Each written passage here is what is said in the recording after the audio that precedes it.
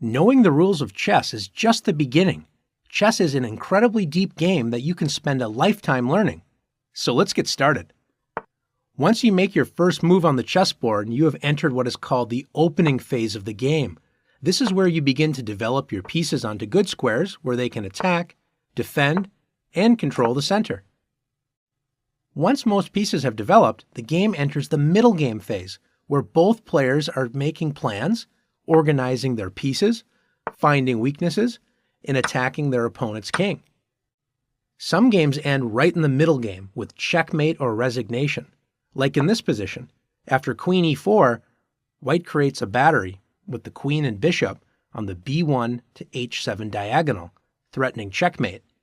Notice the queen is also threatening the unprotected rook on a8. Black only notices the unprotected rook, moves it to safety, and then is shocked to see the game is over. Queen takes h7, checkmate. Not all games end that quickly. Some games continue on, and after many of the pieces have been traded away, enter the endgame phase, where the goal is usually to promote a pawn to a queen and then checkmate your opponent.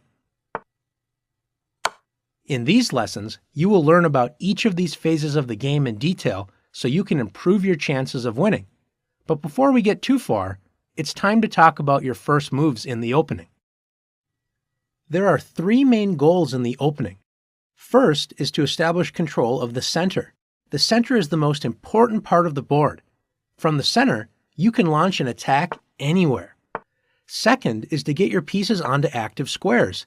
They don't have many options when they're stuck on the back rank where they start, so bringing them into the game toward the center is a good idea. Third is to get your king to safety by castling, so the king is not exposed to the dangers of the battle in the center. All of your opening moves should support these goals. Now it's your turn to practice making great opening moves.